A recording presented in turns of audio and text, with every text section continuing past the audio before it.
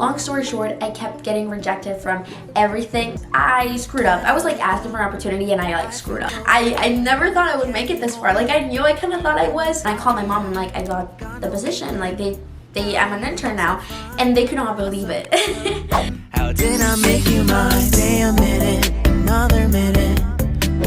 Hey guys, welcome back to another video.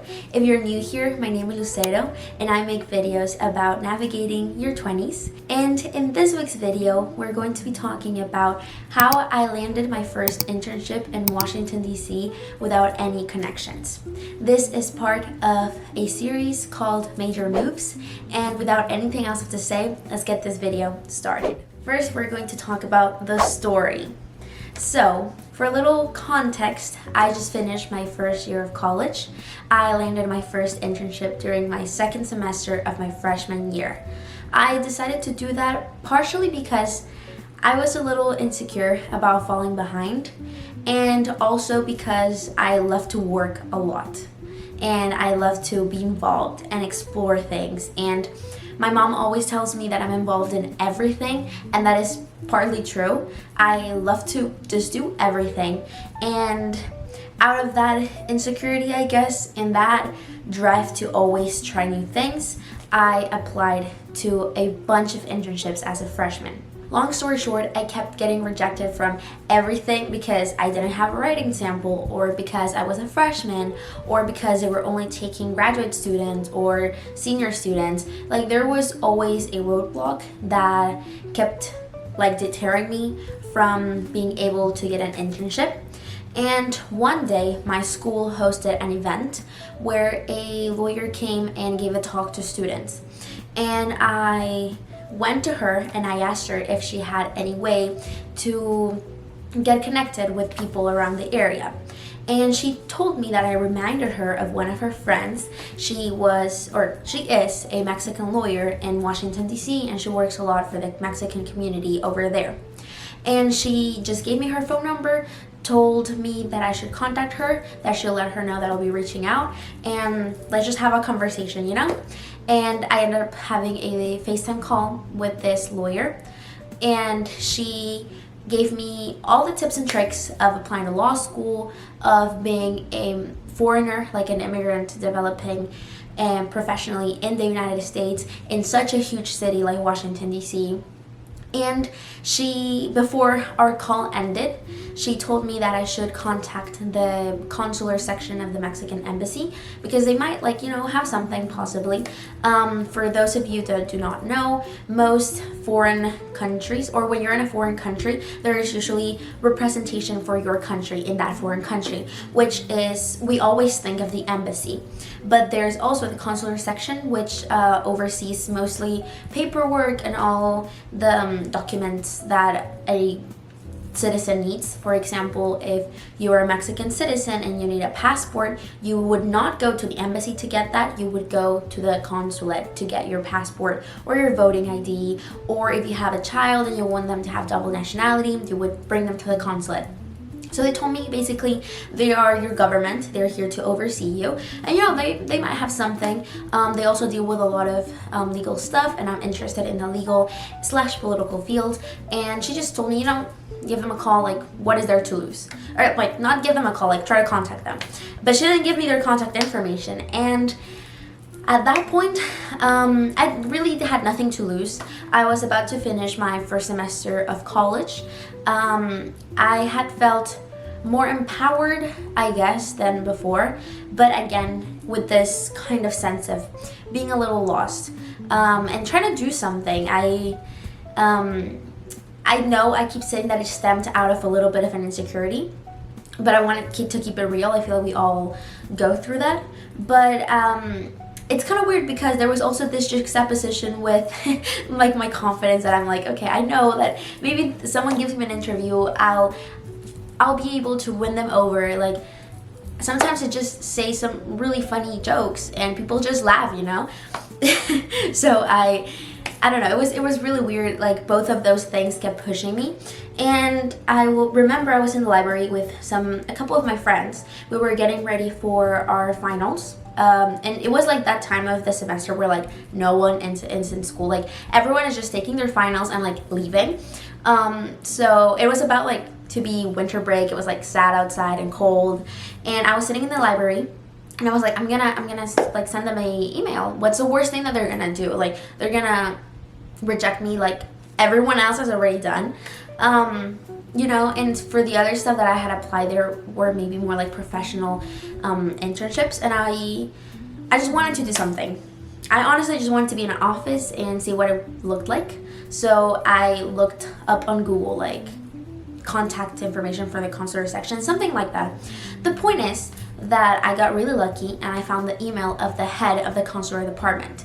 And I don't know what possessed me in that moment. Like, I generally do not know what delusion took over me, but I shoot him an email.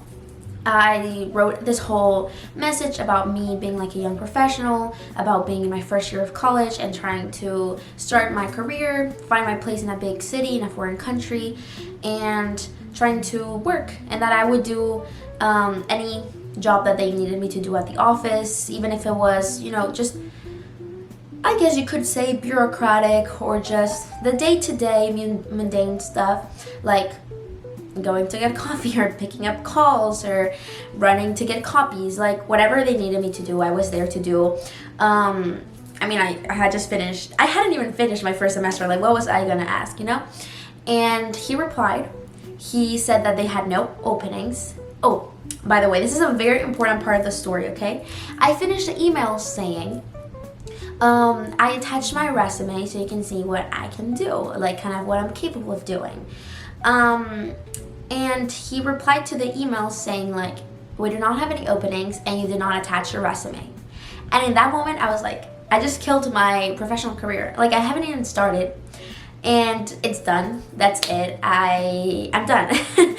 It was so embarrassing. I was like, I'm asking for an opportunity. I'm saying that I'm like super smart and super driven and super hardworking, and I cannot even attach my resume.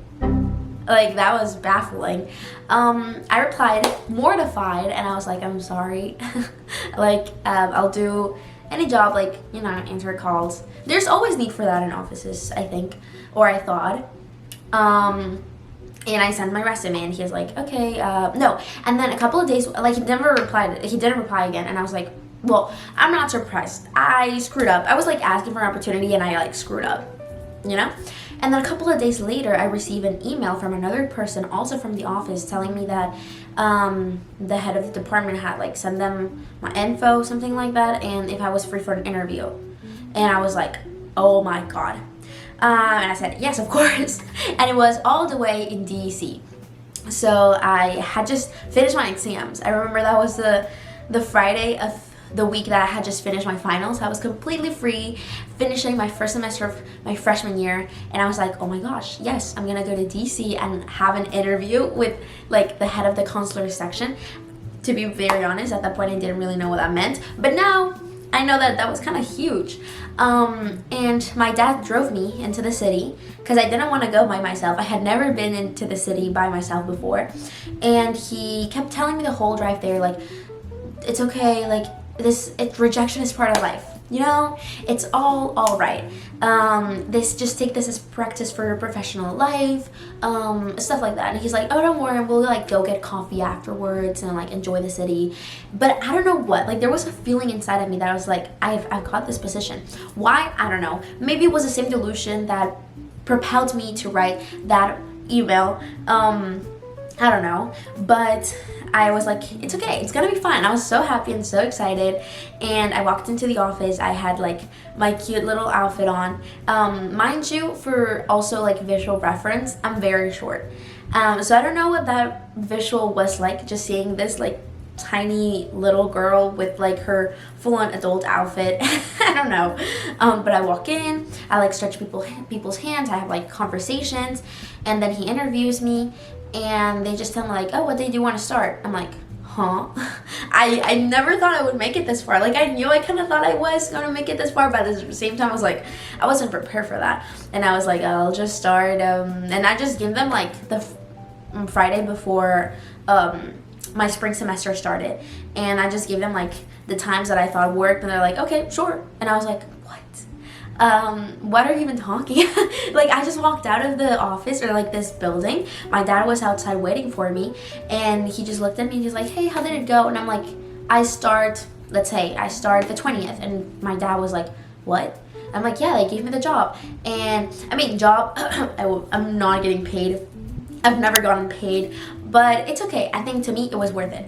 And yeah, he was like, what are you talking about? And I called my mom. I'm like, I got the position. Like, I'm an intern now, and they could not believe it. And I was like, I told you, like, it was gonna be fine. And that's basically the story of how I got my first internship. We can talk more about that if you want. Like, please leave any comments. I've made a couple of videos on TikTok about it, so yeah, if you're ever interested, just ask me. And now we're going to move on to talking about the things that I learned, the lessons that I have applied to my life from now on.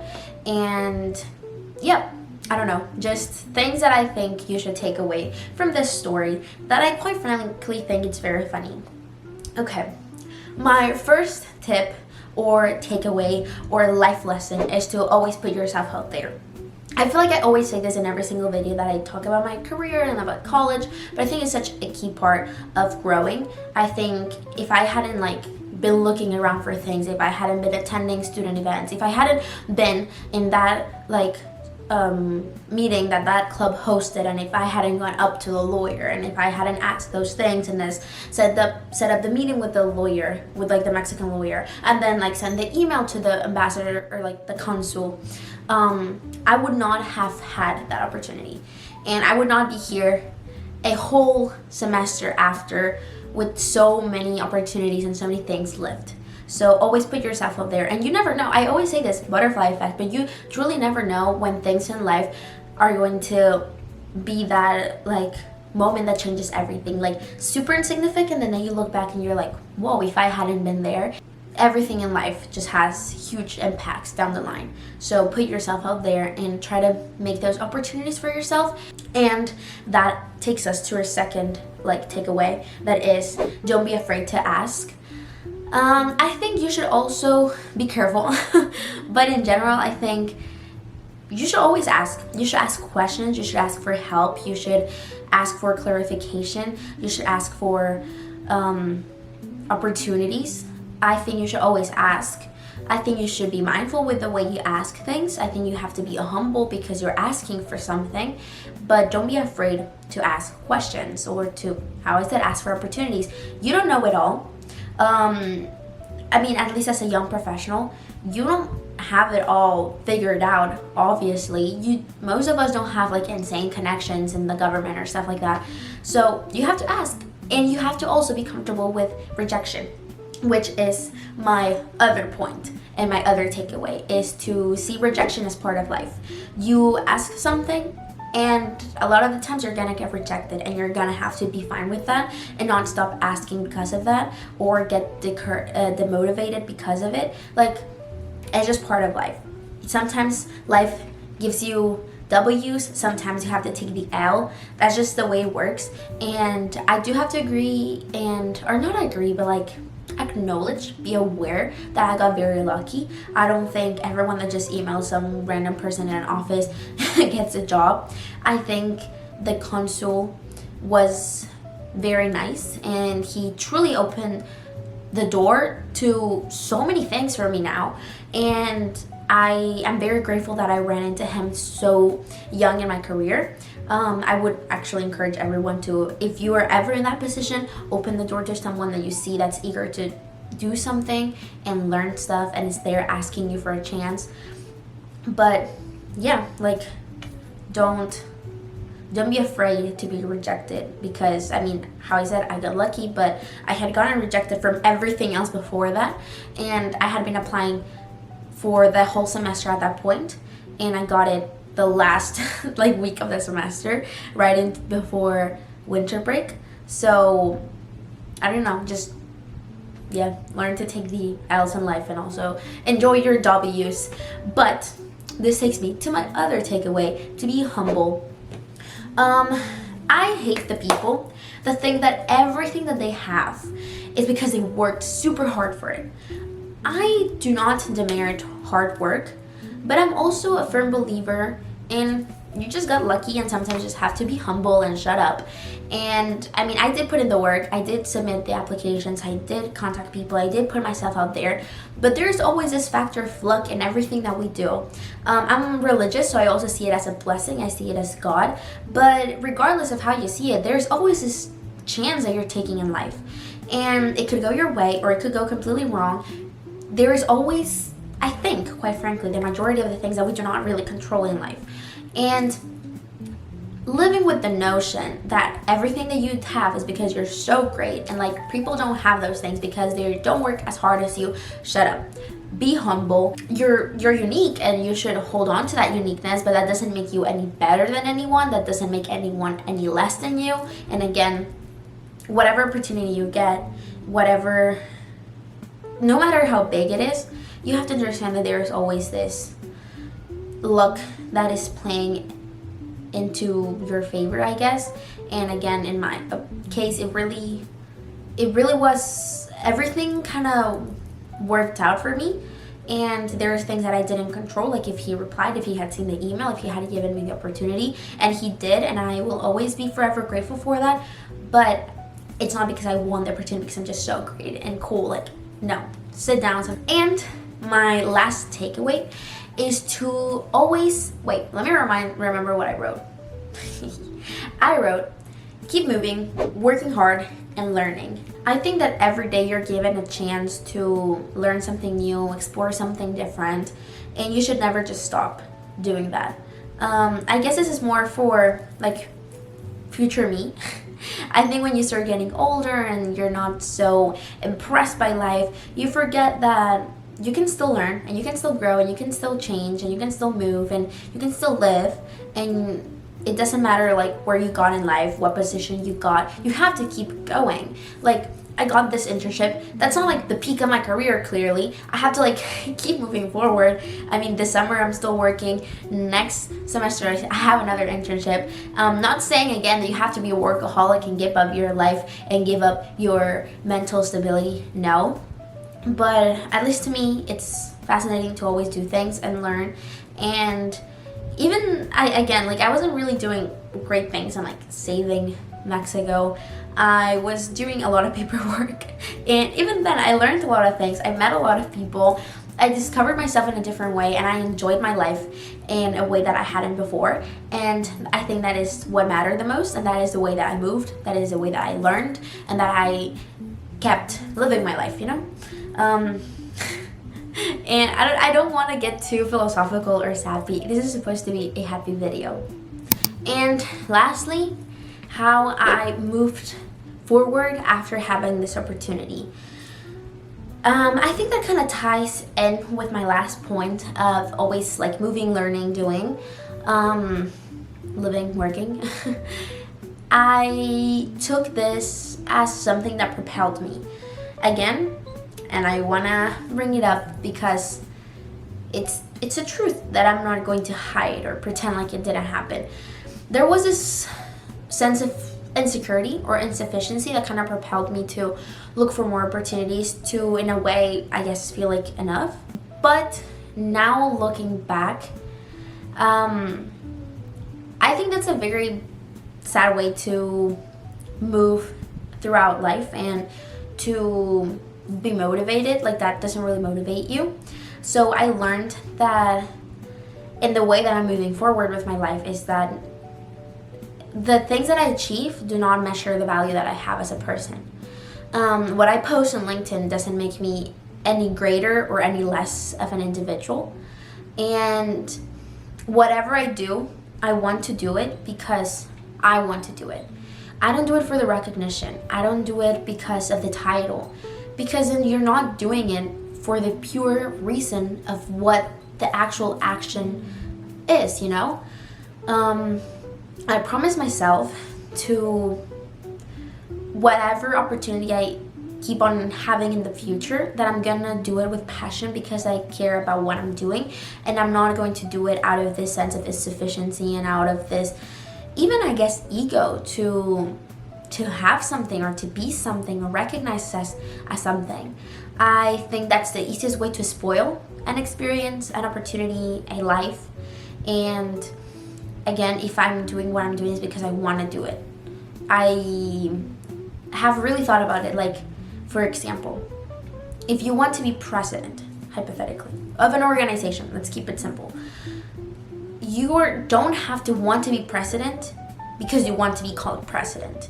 You need to want that position because you want to do the job of a president, because you want to lead, because you're willing to take on responsibility, because you're willing to guide people and be a role model, because you're willing to fulfill that role, not because you want the title of the role or the recognition of that comes with roles. And that's kind of how I've moved forward with my life. I want to explore things that I truly care about and that I truly enjoy to explore. And for the consular section of the Mexican embassy, I don't think I was necessarily pursuing a passion. Of course, I mean, I'm still young. I was just kind of seeing how the professional world works. But everything that I did during that semester, I did it because I wanted to do it. And because I wanted to be there. Even if I had to take the metro for 2 hours, I enjoy taking the metro. And I would tell myself, this is what you wanted. When you moved to the United States, and I guess maybe you could say pursuing the American dream, if that's even a thing anymore, you wanted it because you wanted to use public transportation and just go into the city by yourself and live this life. And now you're living it and enjoy it to the fullest. And if you can just sit there in the metro for 2 hours and listen to Taylor Swift and imagine that you're in a movie, then do it and fully enjoy the experience. And if you're in the office and you're processing passports for people, have fun. Talk to the people. Acknowledge them as individuals. Maybe throw in some jokes and make them laugh. If you're, I don't know, just getting rid of some copies by destroying them on this like loud machine, do it with care. But do things because you're passionate about it and not just because you wanted to post it on LinkedIn and show people that you could do it. That doesn't really matter at the end of the day. At the end of the day is the everyday life and how you live all of those moments. And that's kind of my takeaway and the way that I have moved forward with my life after that opportunity. And I want to take that knowledge and translate it into my role as a student, my role as a student leader, my role in other offices as another intern, my role as an influencer on YouTube, like doing things because I genuinely care to do it. Just one little side note, I have done YouTube videos for 5 years. I've made YouTube videos since I was 15 years old. Or maybe I had just turned 16, something like that. No, I think I was 15. Oh, so young. I've never, not even once, gotten paid by YouTube. And I'm still here because I enjoy making these videos. And I think that's exactly how I want to live my life and face every single other opportunity that I get down the line in my professional career. So, without anything else left to say, this is it for this week's video. I'm to stop talking because this is already like 30 minutes long and it's gonna be a pain in the butt to edit. I also have a meditation class that probably no one cares about, but I'm a little late to that. And yep, without anything more to add, I hope you guys enjoyed it. I had a lot of fun sharing this story and my takeaways. If you have any comments, questions, concerns, anything, please leave them down below in the comment section. And please, for more videos, subscribe in the little red button. That would help me a lot. Please, please, please, please, please. And follow me on all my social media. Leave any comments. I already asked you for your comments. Anyway, that's it. I have to go. Bye bye.